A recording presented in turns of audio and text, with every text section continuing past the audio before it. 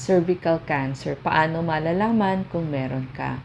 Yung cancer sa cervix, nagkakaroon ng tumor doon sa daanan na nagko-connect mula doon sa bahay bata hanggang doon sa ari ng babae. May mga klase ito. Yung squamous cell carcinoma, 80 to 85% ng cervical cancer ay dahil dito. Napiprevent ito o naiiwasan. Ito ay dahil sa virus na ang tawag ay HPV, Human Papilloma Virus. So, pwede kang magkaroon ng cancer dahil sa isang virus. Yung pangalawa naman, ito yung mga tinatawag na adenocarcinoma, small cell carcinoma, adenosquamous carcinoma, adenosarcoma, melanoma, at saka lymphoma.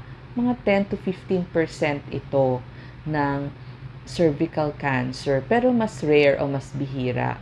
May dahilan o risk factor bakit mas nagkakaroon ng cancer of the cervix. Pag sinabing risk factor, ito yung nagpapataas ng tsansa para makuha mo ang isang sakit. So, merong major risk factor. Ito nga yung HPV o yung Human Papilloma Virus.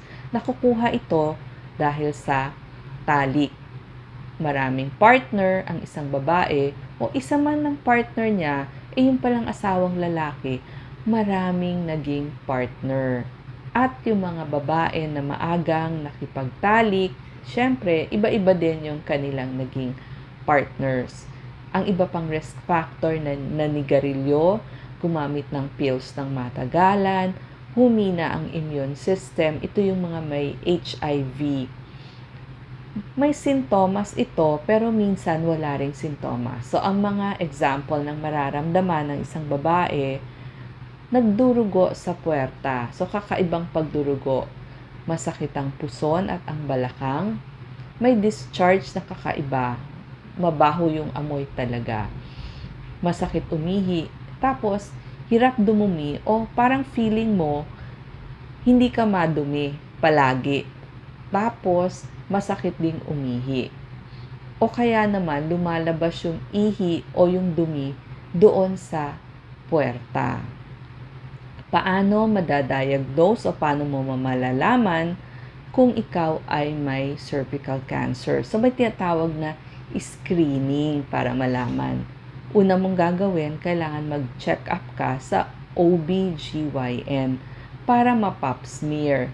Tapos, pag na-pap smear ka na at duda at o may nakita, magkakaroon ng biopsy ng cervix. Huwag ho tayong matakot sa biopsy kasi outpatient lang ang biopsy.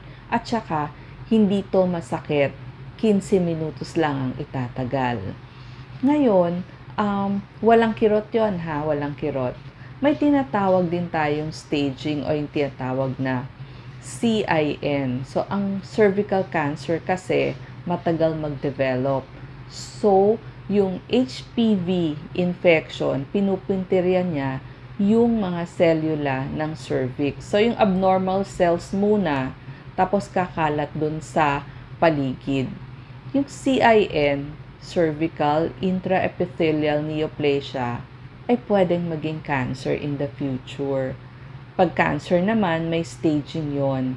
Stage 1 to 4. Yung OBGYN yun na, yung magpapaliwanag pagdating sa staging.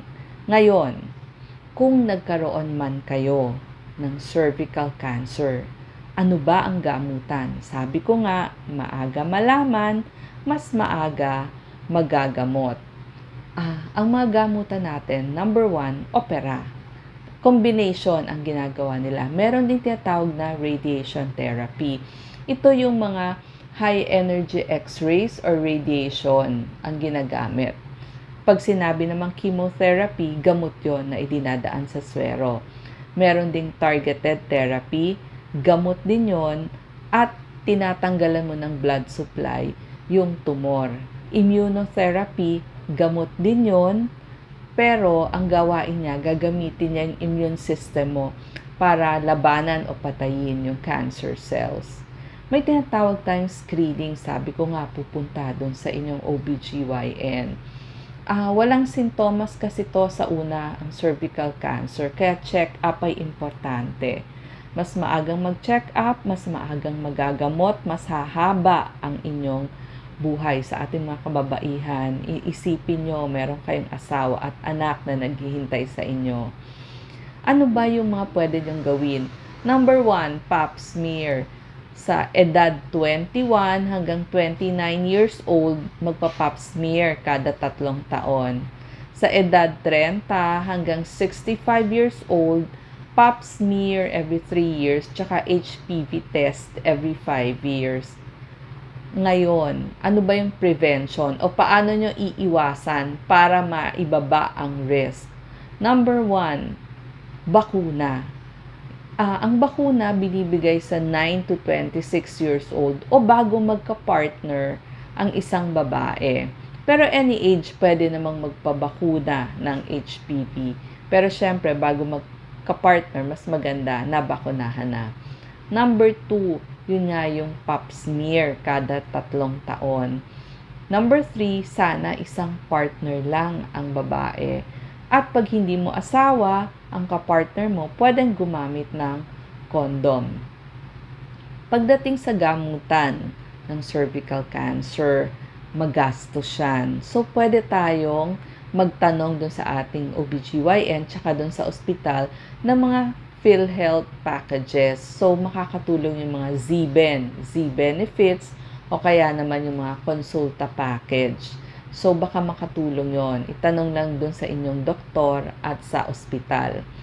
Ngayon, kapag walang pera, saan ba tayo pwedeng magpagamot? Huwag tayong magtatago.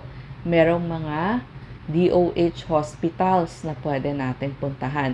Pag nasa NCR kayo, pwede kayong pumunta sa Philippine General Hospital, East Avenue Medical Center, Rizal Medical Center, tapos yung Jose Reyes Memorial Medical Center, pwede din dyan, or dun sa Tondo Medical Center.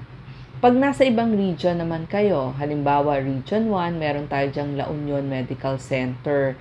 Pag taga Cagayan, Cagayan Valley Medical Center. Meron ding Dr. Paulino Garcia Medical Center, nasa Cavite yan. Jose Belingad Medical Center sa Pampanga, Batangas Medical Center, or sa Bicol Regional Medical Center. Kapag nasa Bisaya naman kayo, pwede kayong pumunta sa Vicente Soto Memorial Medical Center sa Cebu, Davao Regional Medical Center, at sa SPMC or Southern Philippines Medical Center kasi may cancer center dyan. So, sa ating mga nanay, alagaan natin ang ating katawan kasi meron tayong mga anak na dapat alagaan. Maraming salamat.